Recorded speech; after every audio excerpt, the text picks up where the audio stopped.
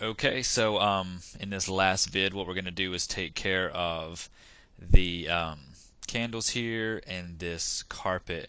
And the more I look at this thing, the more I think it's probably the most disgusting looking pillow I've ever seen in my entire life. It looks like it has been sitting in an attic or being sat on by people who don't wear underwear.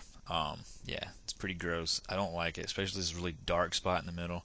I'm not modeling this pillow, so if you want to model it, go ahead. It's really easy. Just get a box, extrude all the individual squares, and then put a turbo smooth on it.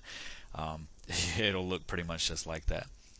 But okay, the rug, the candles, and this thing. As far as the branches are concerned, I think I'm gonna move on to a new room before I do this. I got a couple ways I want to do this. I'm not really sure yet, but we'll definitely put something in that vase before we're done with everything. So back over to Max, and make sure you're saving your scenes. I don't ever say save your scene. It's just a common sense method for me. It's something I always do. I always save my scene. And I'm usually hitting Control S all the time, but because I'm doing this tutorial, I usually wait to the end and save as with an incremental. But yeah, make sure you're saving your stuff. Okay, so what I want for this, I'm gonna do the rug first. Yeah, that's what I'm gonna do. So we're gonna go to extended primitives, and I'm gonna use a chamfer box. It's usually what I always use. And I'm gonna look at this picture one more time. Extends out pretty much longer than the couch is, not too wide. Alright, so I'm just going to actually come around right here. Give it a little bit of height, not much, and some chamfer to it. Give it a gray material. Hit F4 so I can see how many edges I have, and I'm just going to look at this. Go into the properties, and on the height, I'm going to lower it down a whole lot. On the chamfer here, the fillet segments, I don't know, I guess that's okay.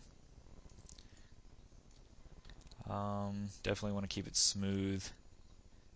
As far as the fillet is concerned, I'm just going to leave that.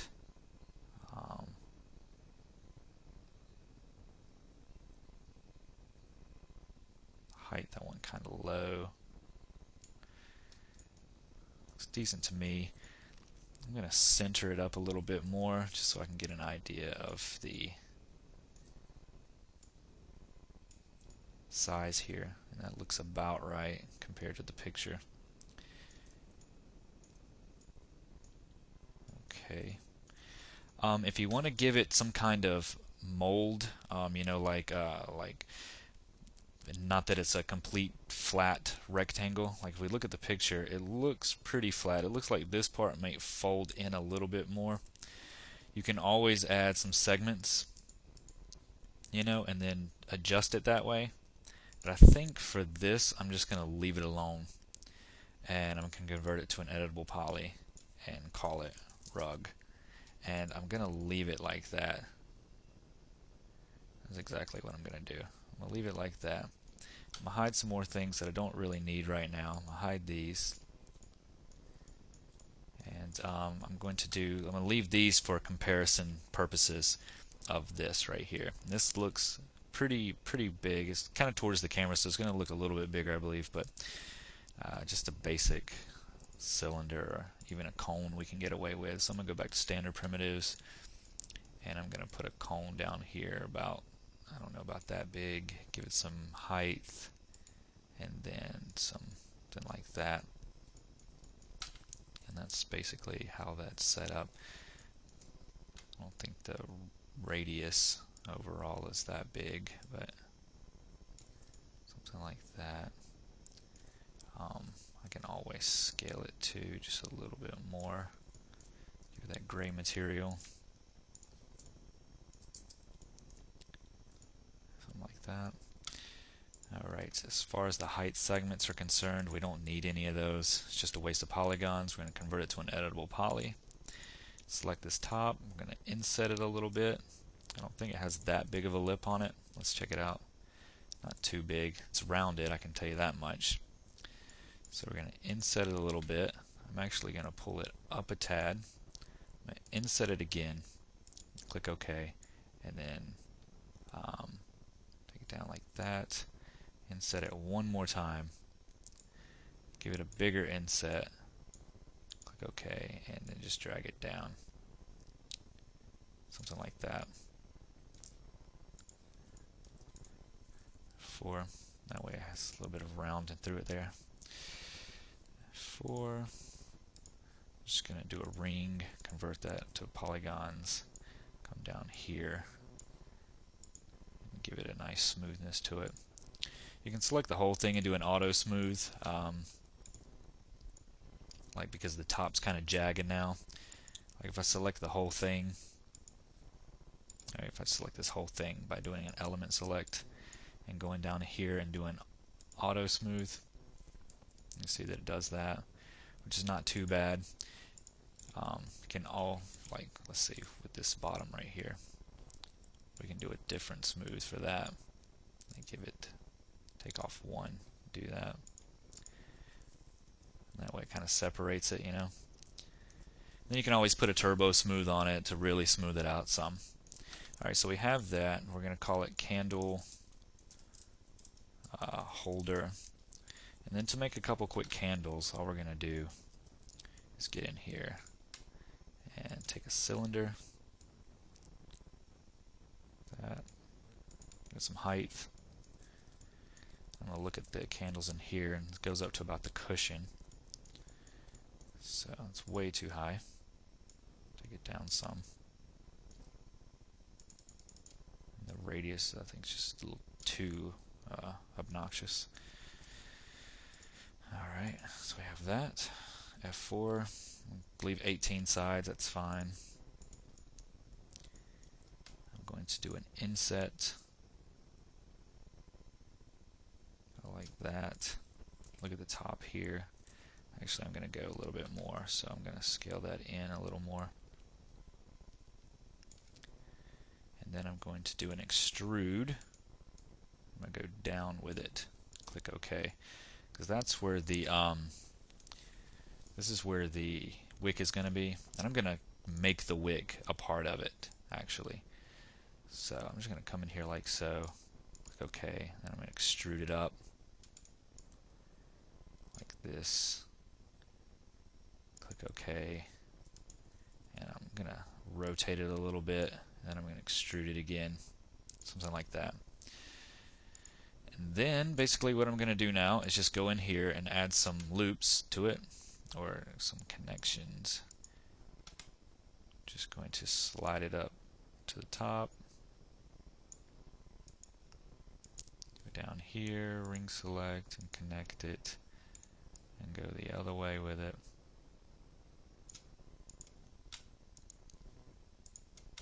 Ring, connect. I'll do 2. Pinch them far, because what I want to do is create it so that when we might take this into ZBrush into the next video. I'm not really sure. And what this will allow us to do is to get a lot better. I'll show you in a second. It's a lot easier to show you than it is to sit here and explain it. Okay. Ring select that, and then connect up through here. Something like that. And I'll show you. So now when I hit turbo smooth, you can see now that it really holds together. And so if you want to sculpt on it or mold it, you know, push some of these vertices down and make it look like the wax is melted, you can do that. But one thing I'm going to do though is I'm going to delete the turbo smooth because we're not going to use it for this. I'm going to come to the bottom here and delete that because we don't need it.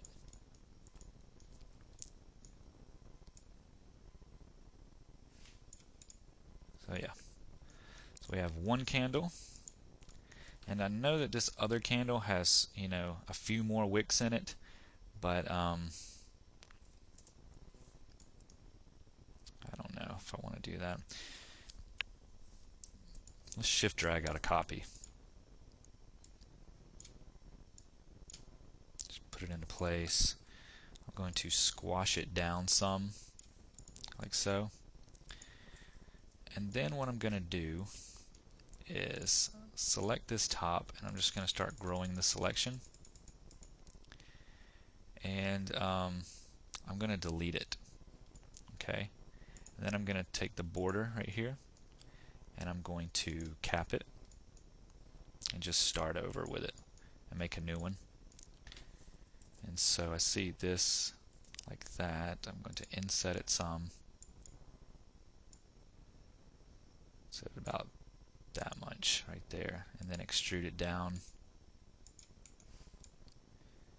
Extrude it down a little bit.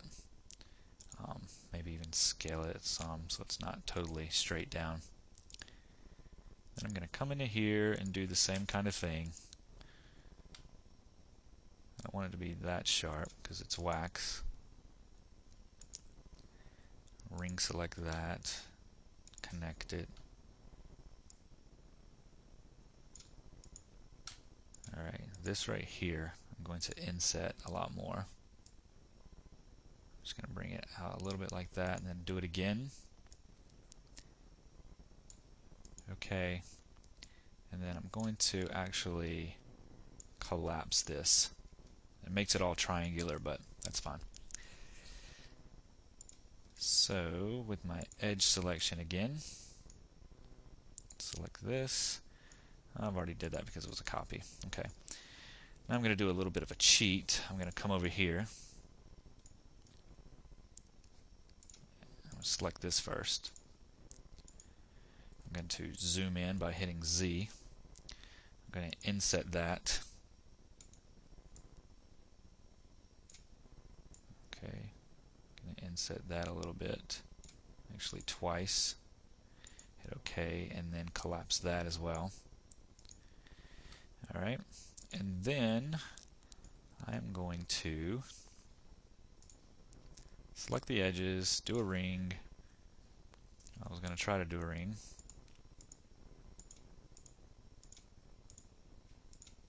If I hit Control and the polygons, it selects those, then I'll just hit Control and I'll select the rest of them. Alright, and then I'm going to grow the selection all the way down until I get to the bottom here. Alright, and then I'm going to detach. Actually, I'm not even going to detach it. I'm going to shift drag out a copy and just clone to object. I'll call it wick 01. Alright, with that candle selected, I'll just call it candle 01. Make sure I select this wick, center the pivot. Alright, we have that. So many different ways you can do all this stuff. Sometimes I do the quick and easy way, sometimes I seem to go around my elbow to get to, you know where. So I'm just going to maneuver these wicks. I got that wick there. I'm going to shift drag out a copy over here, rotate it, and then